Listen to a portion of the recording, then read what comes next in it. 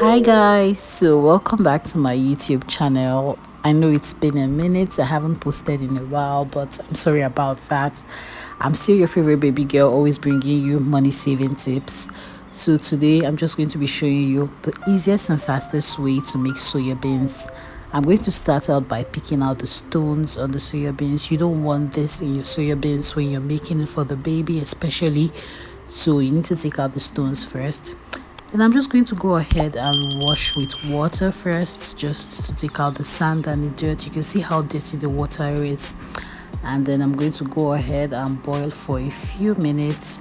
I'm boiling for a few minutes just to make it easy for me to peel out the back, because that's where there's a lot of work.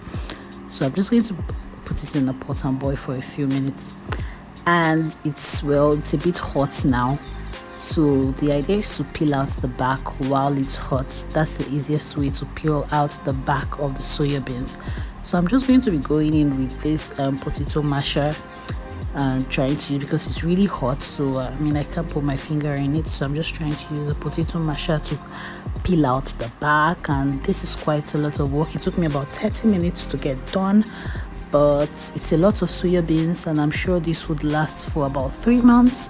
I'm making this for my baby because I know soya beans is really healthy, and I'm just all about the DIYs. I'm not sure I want to get store-bought soya beans. I haven't even bought store-bought soya beans since, well, I had my baby.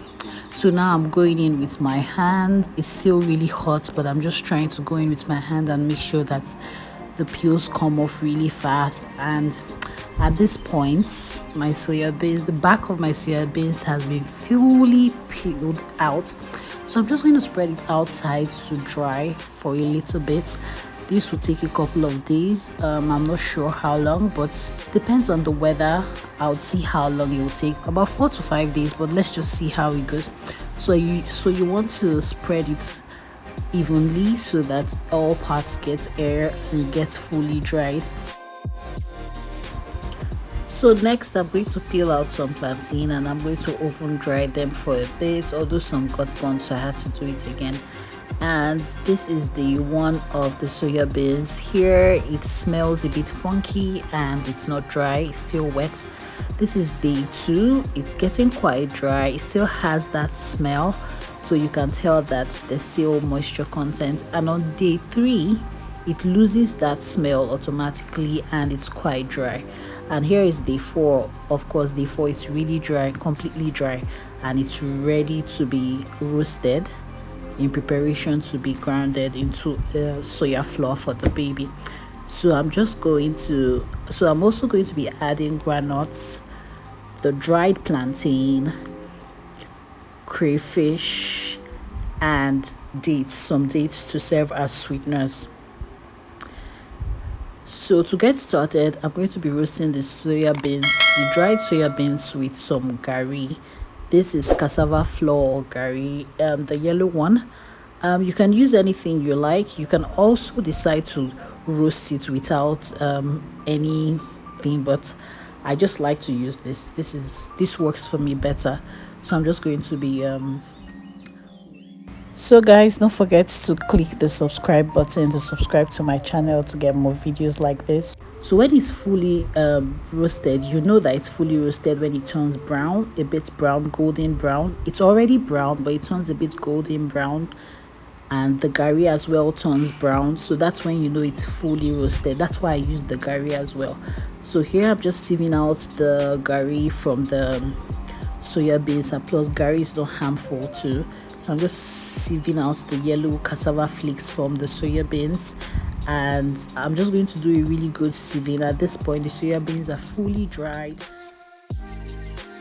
These are fresh granules, so I'm just going to oven roast them as well with I'll be doing this with some dates as well, because I want the dates to be actually very dry. I wouldn't want any moisture in, because I'm going to be using it for over a long period. I wouldn't want any moisture to spoil the entire stock of soya beans.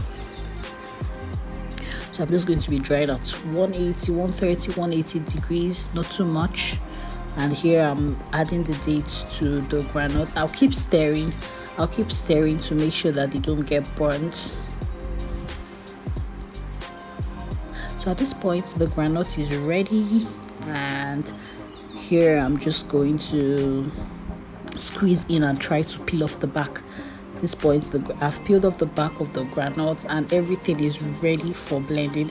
So I don't have the big food processor or blender, so I'm just going to use this small one because it really gets the mix into a powder. So I'm just going to mix this up and mix everything up together, and then just blend it into a powder form, and we're all done.